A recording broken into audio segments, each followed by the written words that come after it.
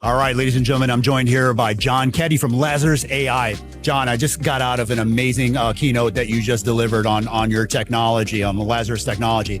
Help me understand though, because I'm still a little bit stuck on something. You talked about the notion of bringing multiple AI agents together to solve a larger problem, and that's the definition of agentic AI. But I still struggle with why can't I piece that together individually with just generative AI? Talk to me about that difference. Well, first of all, I think you got the key concept, which is exactly right. The capabilities of agentic are executing an entire process as opposed to a task. Right. We want agentic AI involved, just like in a traditional company, we want a manager involved, a supervisor, an executive.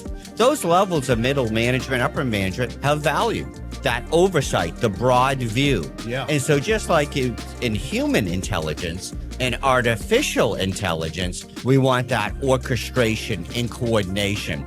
Now, as you saw, humans are a key part of that and always will be. We don't want to be dismissive, but they're part of an orchestration.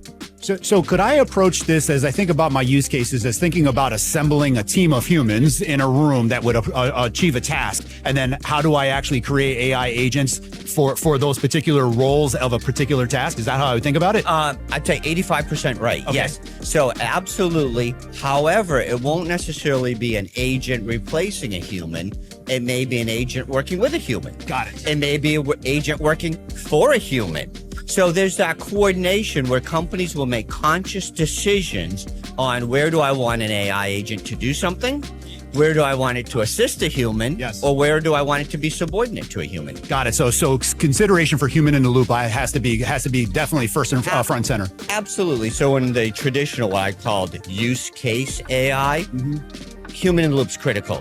Agentic AI, even more critical. Got it. So the last question for you here, John. So as if I'm an executive at an insurance company, what are some of the things that just in terms of like thought processes, what kind of resources should I be thinking about to get my head wrapped around this opportunity that seems like something I need to be capitalizing on? Yeah, so a couple of things. First, definitely spend time understanding AI, the possibilities and the perils.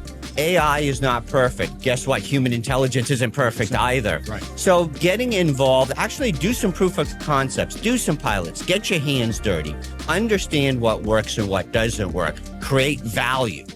This is not a science project. Our entire economy is being transformed. Create value. And then as you get more skilled in that, I think you'll see the possibilities of doing things on a more holistic fashion. It will become more seamless and natural. I love that. So thank you so much, John. I appreciate it. Ladies and gentlemen, John Keddy from Lazarus AI. As you just heard, AI is here. It is not a concept anymore. It is here. It is ready to go. Thanks so much again, John. Thank you.